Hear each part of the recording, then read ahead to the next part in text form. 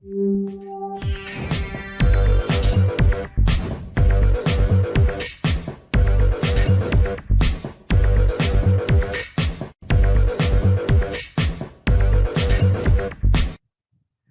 everybody, welcome to the show. You know where you are, the 9 at 9 with me, Tigo. And that means it's time for a VIP. It's the fourth Wednesday of the month. We're talking about finance.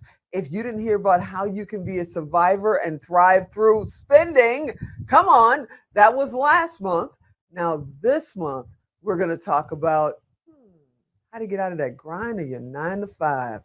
Yeah, it's the gig economy, you guys. Everybody's talking about the gig economy. You know, everybody's working gigs. There's help wanted signs all over the place because nobody wants a regular job. And most don't know how to survive without a regular job until today. Because our good buddy Robbie Mathews is here. And that's exactly what we're going to talk about. So sit right there. We'll be right back.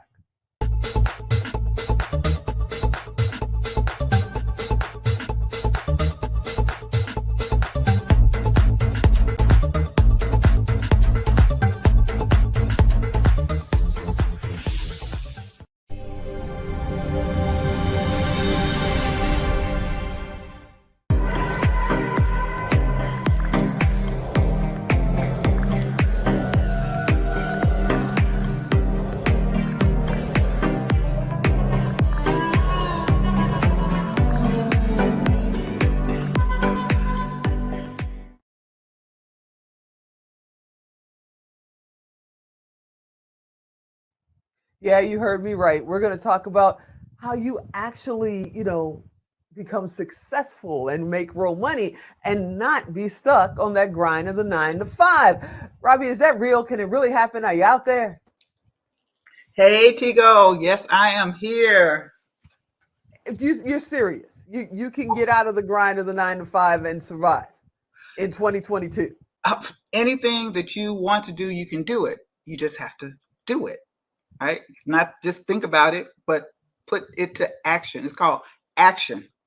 Take action to do it. But to get out of the grind of the 9 to 5, or if you're an entrepreneur, the 9 to 9. Yeah, the 9 a.m. to 9 a.m. 9 a.m. to 9, exactly. Because once you become an entrepreneur, it's all about you. So here's the thing to understand about the being in the grind, whether you are I'm not going to talk necessarily about a business owner at this point, but an entrepreneur or an employee. You're an employee, even if you're an entrepreneur. The only difference is you're the boss if you're an entrepreneur versus somebody else being the boss. Right. So in order to get out of that grind, at some point, you need an exit strategy. Okay. In order to get out. And basically, what is an exit strategy? It's a plan. Just like learning how to spend correctly, like we talked about last month. The exit strategy. When do I want to stop working for my money? Now, I don't want you to use the word retirement because we grew up with, go to, get an education, get a good job, and retire on pension and Social Security. And many thousands, millions of us conformed to that mentality. Well, unfortunately, our mentality didn't change, the world did. Yeah. So we kept working and working until we're 60, 65, 70 years old, and there's nothing left.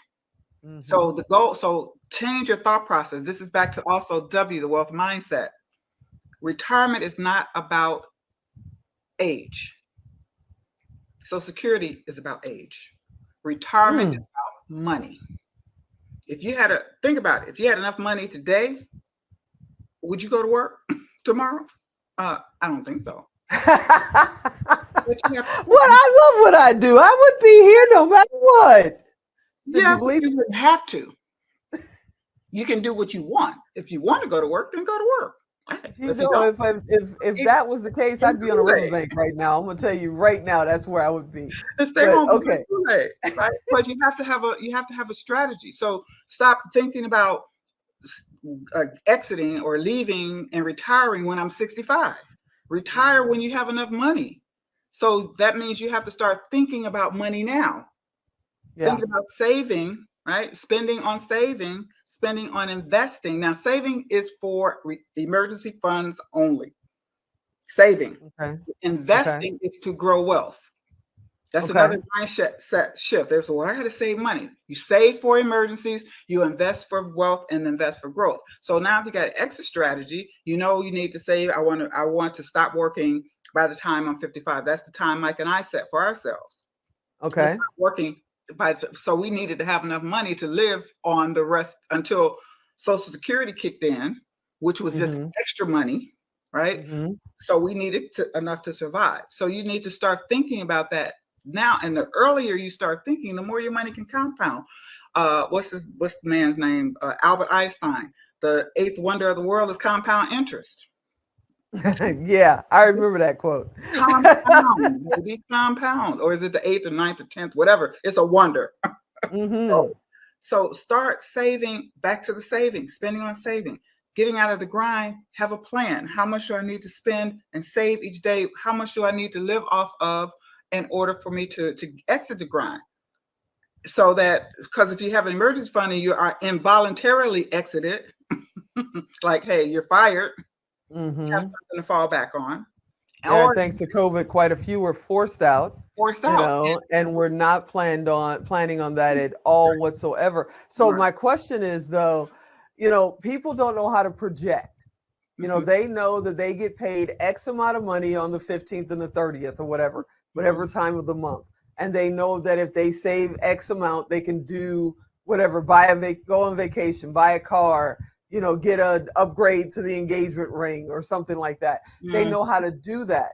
But if that grind is gone, that steady income that they've been leaning on their whole life is gone, they don't know how to project and plan that. How do they learn that? How do they learn what they should be looking for? Because just writing down your bills is not the answer.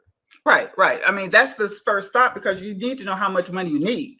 That's the first step, knowing how much money you need. So like I said in the prior episode, have your spending plan, your survival category.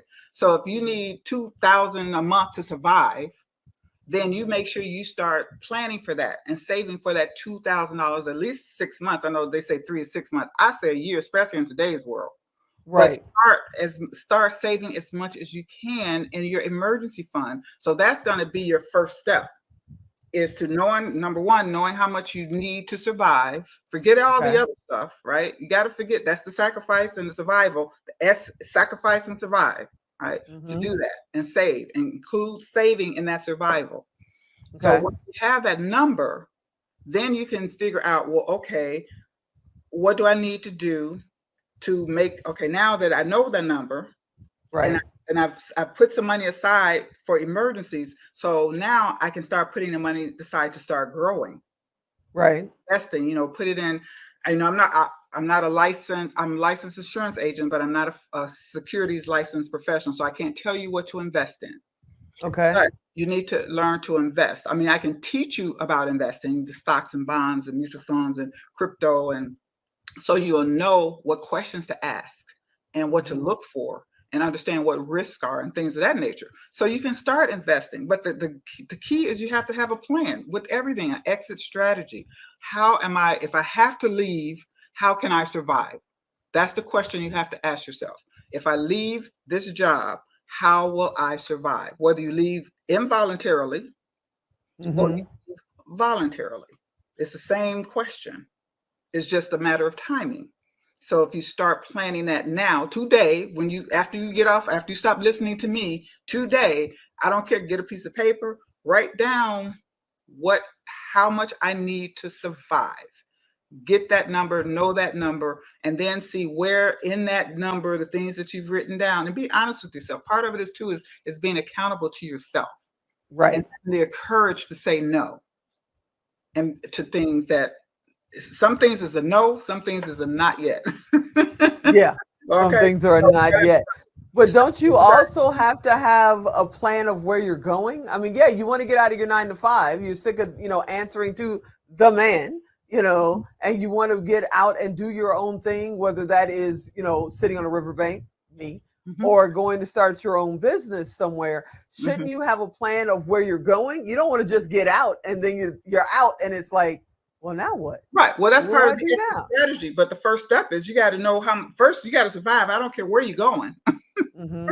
Whether you're going to start a business, you're going to sit on a riverbank, you still need to know where you go, how much you're going to need.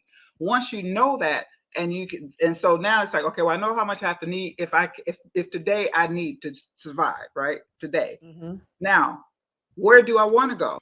And that's part of the plan, the overall retirement plan. Where do I want to go? Where do I want to live? Who else do I have to take care of? What additional expenses am I going to have? Then you start adding onto that for your exit strategy, especially when you get older, when you have an older exit strategy, when you're going to work, because I loved my job. I worked for 40 years. I loved it. I loved what I did, but I had an exit strategy. And I even told my boss I was ready he could, they were cutting back. I was like, well, let me go. I'm ready. But he wouldn't let me go for a number of reasons. That's another chapter. But I was ready and prepared to leave whenever I had to. So Now, before we get cut off here, what about fear? Because I know somebody is saying, I hear you. I've written it down. I've made a plan. I know what I want to do. But this is security. This is safety. I know I'm okay in here. I'm scared to go out there. What about facing that fear? Well, the reason people have fear now is because they're not ready. For those people that are ready, don't have the fear. It's only those that are not ready to have the fear. So you have to get ready, and you have to change fear from fear to feeling excited and ready. I love that. I love that. It's it's also stop talk about it, start being about it, as we say on the South Side. Right. You just got to be about it. Every time we sit down, I learn something new. I'm fascinated. It's like, I love the fact that you've agreed to come on and just kind of dig deep with us on some subjects, because people don't know.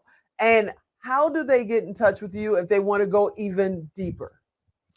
Reach out to me on my website, Robbie, Robbie, S as in Sam, Mathews, Mathews, 360.com. That's Robbie S. Mathews, 360.com. You can schedule an appointment with me on my calendar. That's amazing. Thank you so much. I can't wait to see what we're going to talk about next time. You're amazing. I love it. Thank you. Thank you. See you next time. See you next time. All right, everybody. Did you write it down? If you didn't, go to Tigo Direct. You know how to find her. Type in Robbie. I hope you enjoyed this episode. I want you to come back next time. And since we're on 5 days a week, that's probably tomorrow. And as always, I'm Tigo. I'll talk to you next time.